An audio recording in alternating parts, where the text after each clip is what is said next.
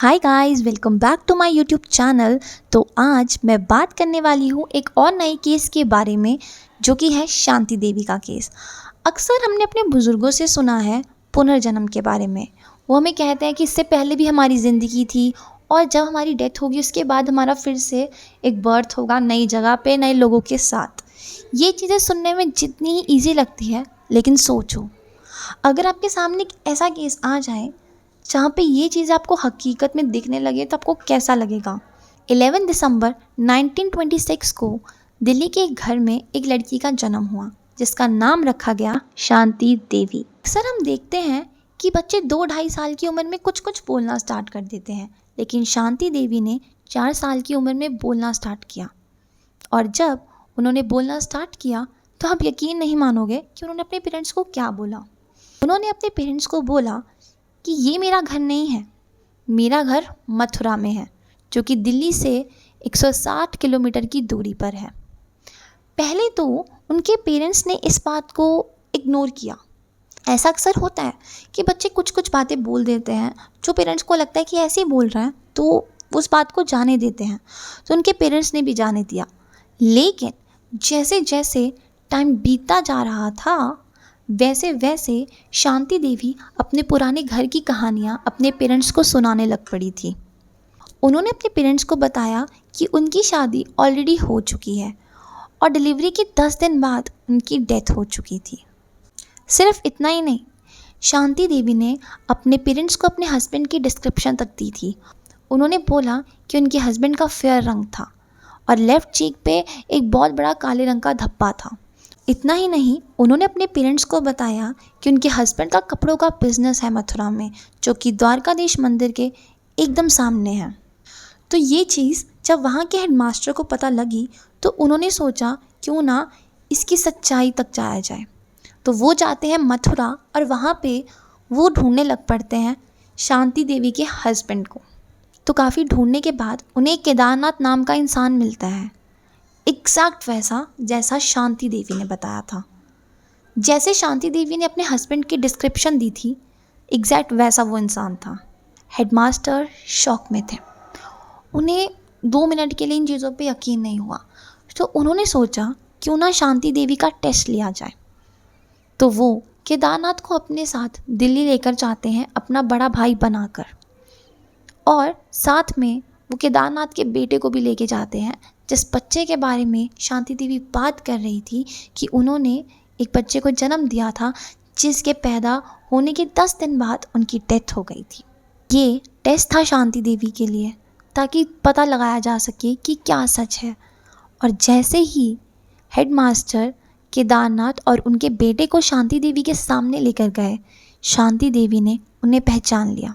शांति ने उन लोगों को बचपन से लेके अपनी शादी तक की सारी कहानी बताई। और ये सब सुनकर केदारनाथ और उनके साथ जितने भी लोग थे, सब के सब शॉक में चले गए। उन्हें समझ नहीं आ रहा था कि वो क्या करें। तो इसलिए केदारनाथ ने सोचा क्यों ना मैं शांति से अकेले में जाकर बात करूं। और जब वो शांति देवी को अकेले में बात करने लेकर गए, तो उन्होंने शांति देवी से पूछा कि आप एक बात बताओ कि आपको अर्थराइटिस था, जिसकी वजह से आपकी बोन्स बहुत ज़्यादा वीक बन गई थी, तो हमें बच्चा कैसे हुआ। इस बात पर शांति देवी ने अपने और केदारनाथ के बीच की जितनी पर्सनल बातें हैं, सब उनके सामने खोल कर रख दी। और ये सब सुनकर केदारनाथ को यकीन नहीं हो रहा था। शांति देवी ने केदारनाथ से ये तक पूछा कि मैंने आपको कहा था कि मेरे जाने के बाद शादी मत करना, तो आपने शादी क्यों करी। ये सारे सवाल सुनने के बाद केदारनाथ चुप हो गए। उन्हें कुछ समझ नहीं आ रहा था कि अब वो क्या बोले। अब केदारनाथ को यकीन हो गया था कि ये उनकी वाइफ लुगड़ी देवी है। इतना ही नहीं, शांति देवी ने अपने बेटे तक को पहचान लिया था। उनके बेटे का नाम था नवनीत लाल। और जब ये बात मीडिया में फैली कि 6 साल की लड़की ऐसी ऐसी बातें कर रही है, तो ये न्यूज़ पूरी दुनिया में फैल गई। और ये न्यूज़ इतनी फैल गई कि लोग पागल हो रहे थे। लोग मजबूर हो गए थे जानने में कि आखिर सच्चाई क्या है। क्या सच में ये रीबर्थ का केस है। और जब ये बात महात्मा गांधी जी को पता लगती है तो महात्मा गांधी जी 15 लोग की टीम फॉर्म करते हैं ताकि वो इसकी सच्चाई तक पहुंच सकें। इस टीम के अंदर नेशनल लीडर, इन्फ्लुएंसर और बहुत अलग अलग तरीके के लोग थे। तो महात्मा गांधी जी 15 नवंबर 1935 को शांति देवी जी को मथुरा लेके जाते हैं। और जब शांति देवी जी मथुरा के रेलवे स्टेशन में उतरती है तो वहाँ भीड़ से एक इंसान को पहचान कर उनके पैर छूती है और सबको कहती है, ये मेरे जेठ जी हैं, बाबूराम चौबे। और ये सुनकर सबके सब हक्के बक्के रह जाते हैं। और रेलवे स्टेशन से निकलने के बाद शांति देवी सबको अपने साथ अपने घर लेकर जा रही थी, अपने मथुरा वाले घर। और रास्ते में चलते चलते वो सबको वहाँ पे हुए चेंजेस के बारे में बता रही थी कि पहले यहाँ पे ऐसे था, पहले यहाँ पे ऐसे था। और ये सब वहाँ के लोकल लोग कंफर्म तक कर रहे थे। कुछ टाइम के बाद वो जब अपने घर पहुँचती है तो वहाँ एक आदमी के फिर से वो पैर छूती है और वो कहती है, ये मेरे ससुर जी हैं। शांति देवी का टेस्ट लेने के लिए चौबे की फैमिली ने उनसे पूछा कि जाजरो कहाँ पर है, बताओ। तो शांति देवी ने वॉशरूम की तरफ को पॉइंट किया और फिर उन्होंने उनसे पूछा, कटोरा कहाँ पर है, जिसका मतलब होता है पराठा। और ये सब जब शांति देवी ने बताया तो पूरी की पूरी फैमिली शॉक थी, क्योंकि ये वर्ड्स सिर्फ चौबे की फैमिली में ही यूज़ होते थे। और शांति देवी ने एक कुएं को पॉइंट कर कर ये भी बोला कि यहाँ पर वो नहाती थी। और फिर वो कमेटी को सेकंड फ्लोर पर लेकर जाती है घर के, जहाँ पे एक स्पॉट पर खड़कर वो बोलती है कि यहाँ पर एक पॉट होगा जहाँ पर उन्होंने कुछ पैसे रखे हैं। जब कमेटी वहाँ पर ढूंढने की कोशिश करती है पैसे, तो उन्हें वहाँ कोई पैसे नहीं मिलते। और ये बात जब केदारनाथ को पता लगती है तो वो कमेटी को बताते हैं कि यहाँ से उन्होंने सारे पैसे उठा लिए थे। इतने सारे एविडेंसेस होने के बाद महात्मा गांधी और उनकी टीम ये मानती है कि ये केस एक रीबर्थ का केस है।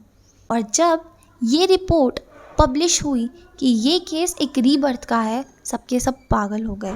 सबको लग रहा था कि ये कैसे पॉसिबल है। कुछ लोग इसके साथ भी थे और कुछ लोग इसके अगेंस्ट भी थे। Researcher Ian Stevenson, who was one of the leading authorities on reincarnation studies, said that this story is true. इतना डिटेल में हर चीज़ को बताना is next to impossible। और यही चीज़ इस बात का एविडेंस था कि ये केस रीबर्थ का ही है। और ये सारी चीज़ें रीइंकार्नेशन का एविडेंस है कि वो एग्जिस्ट करता है। और ये केस सिर्फ इंडिया में नहीं, उसके बाद भी दुनिया की अलग अलग जगहों में हुआ था, जैसे Sunny of USA, Martha of Brazil and Majnu of India. Thank you so much guys for listening my video. I hope you like my video. और मैं फिर आऊँगी जल्दी एक और नई कहानी के साथ।